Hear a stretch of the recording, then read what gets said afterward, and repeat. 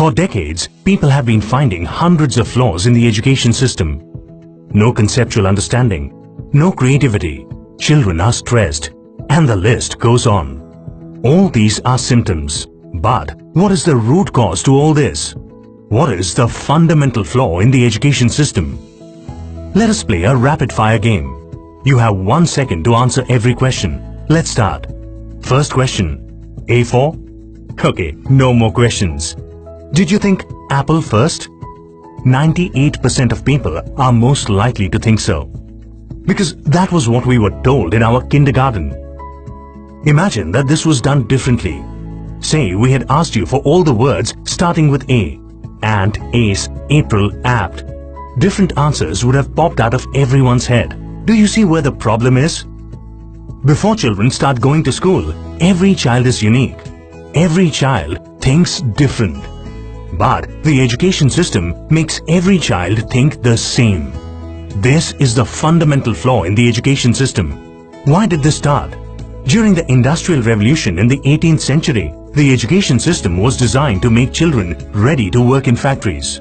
The factories did not require people to think but to only work like robots. So, the education system stripped children of their freedom to think and destroyed their true potential. The same education system continues even today. Only the industries have changed. A study by NASA shows that 98% of children think different before they start going to school. As they go through this education system, at 25 years of age, only 2% think different and 98% think the same. So how does the education system make every child the same? Let's go back to the apple example. Kindergarten lessons told us that A is for apple. We asked you for words that start with A. Our education system gave us the answers.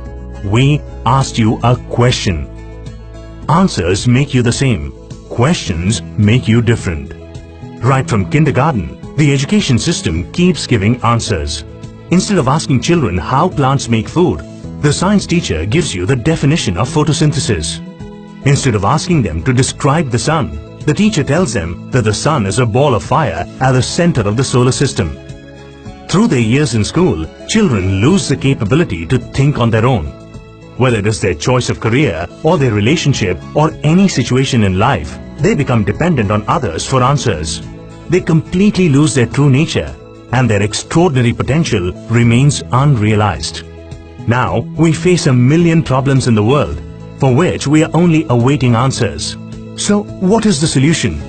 We need an education system that recognizes that every child is different and is questioning based so that it brings out the extraordinary human potential in every child.